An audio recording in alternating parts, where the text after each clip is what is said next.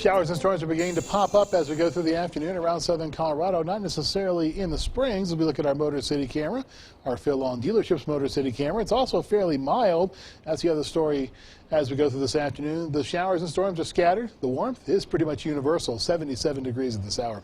In La Vida and Huérfano County with our Viera Wireless Network Neighborhood Weather Network cameras, this is where we can begin to see a few of those showers and storms popping up. You can see as you look back over the mountains that shower that we're tracking for you this afternoon as it makes its way through Huérfano County and points southeastward towards Interstate 25. The Skyscan satellite radar shows us which way these storms are moving. In general, they're moving off to the south-southeast, and so they are going to continue to head towards the interstate from about Pueblo southward down towards the Raton Pass. But more storms are going to develop as we go through the afternoon in the Pikes Peak region, and they'll make their way into the plains later on this evening, into the early portion of our Wednesday morning. And some of those, once they make their way into the plains, will become rather strong. They could even reach severe limits, and some of them possibly will produce some tornadoes, especially between I-70 and I-76 to our north. However, isolated landspout or two can't be ruled out in areas along and to the south of I-70. As we go through our early Wednesday morning, most of what we're going to see is in western Kansas. And then as we go through our Wednesday morning commute, things looking pretty good at 8 o'clock. But by noon, guess what happens? More showers and storms pop up, mainly to the west of I-25.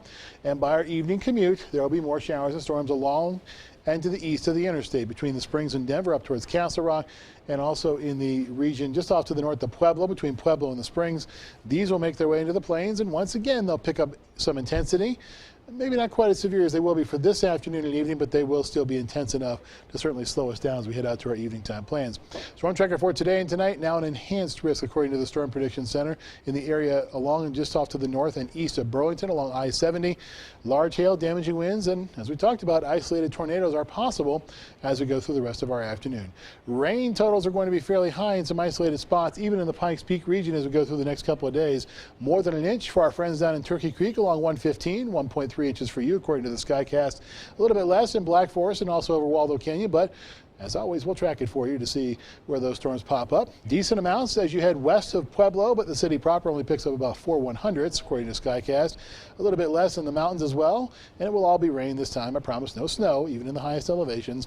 And we will see a little bit of rain as you head along 160 as well over towards Kim. Just under 0.6 of an inch for you.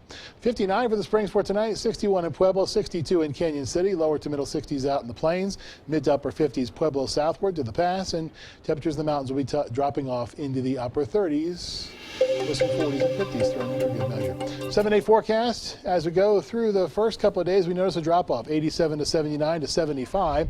Then temperatures rebound as we go through our big 4th of July holiday weekend. Mid to upper 80s and eventually to right around 90 as we go back to work, at least most of us on Tuesday. In Pueblo, 94 to 84 is where we're going for the first couple of days. Our front's getting ready to make its way through the region. This is why we see the drop off in temperatures and the bump up in the rain chances to 50% in the Steel City. Then it's 81, giving way to 91 on Sunday. Monday and Tuesday will be in the 90s as well. In Canyon City, 93 to 82 is where we're going. Then it's 80 on Friday. Our holiday weekend looking pretty good with scattered pop-up showers and storms. High temperatures in the 80s and 90s for you as well. And in Teller County, we go from 75 to 68 to 67, and then it's 71 on Saturday as we start off the holiday weekend. Temperatures are going to be then rising up into the 70s and 80s on Monday and Tuesday of next week.